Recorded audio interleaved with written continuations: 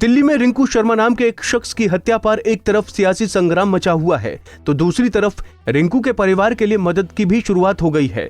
दिल्ली के मंगोलपुरी में रिंकू शर्मा के घर भारी सुरक्षा बंदोबस्त के बीच बीजेपी नेता कपिल मिश्रा परिवार का हाल जानने पहुंचे। इस मौके पर दिल्ली के मंगोलपुरी में रिंकू शर्मा के नाम के नारे भी लगाते दिखाई दिए। बीजेपी नेता कपिल मिश्रा ने पीड़ित परिवार को 1 करोड़ रुपए की आर्थिक मदद की बात कही, जिसकी शुरुआत आज से कर दी गई है और 26 फरवरी तक 1 करोड़ इनके अकाउंट में भेज दिए जाएंगे। साथ ही कपिल मिश्रा ने दिल्ली के मुख्यमंत्री अरविंद केजरीवाल को भी घेरा और कहा कि दिल्ली का मुख्यमंत्री होने के नाते उन्होंने एक भी शब्द संवेदना का नहीं बोला। रिंकू शर्मा जी के माताजी से, उनके भाई से मिला हूँ, परिवार से मिला हूँ और मैं केवल एक बात कहना चाहता हूँ, ये जिहाद है। ये निशाना लगा के बेटे की हत्या की गई है, चुन के मारा गया है। जो सबसे ज़्यादा जोश और उत्साह के साथ धर्म का काम करता था उसको मारेंगे, ऐसा करके घर के अंदर घुस के देश की राजधानी में इतनी हिम्मत, किसी के घर के अंदर घुस के उसको मारा गया है और केवल इतने भर से उनके चैन नहीं पड़ा तो अस्पताल में जाकर भी दोबारा मारा गया है। इसको कोई साधारण आपराधिक घटना नहीं माना जा सकता, इसको वैसे ही समझना पड़ेगा जैसे किसी आतंकवादी घटना को समझना पड़ता है। मारने वालों को तो फांसी होनी ही चाहिए।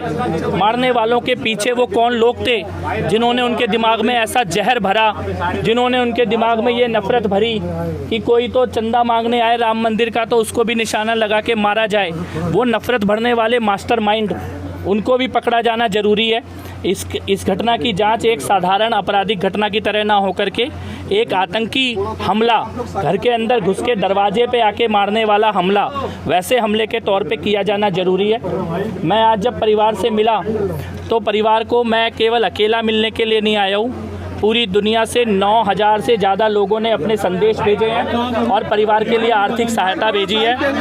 हम लोग 1 करोड़ रुपया ये परिवार को आर्थिक मदद के रूप में दे रहे हैं। परिवार के बैंक खाते में उसको ट्रांसफ़र करने की प्रक्रिया अभी शुरू कर रहे हैं। उनके बैंक में एक अमाउंट डाल के वो टेस्ट कर रहे हैं कितना अमाउंट आया है और ये पूरा 1 करोड़ रुपया आज से लेके और 26 फरवरी तक ये पूरा इनके बैंक खाते में आएगा।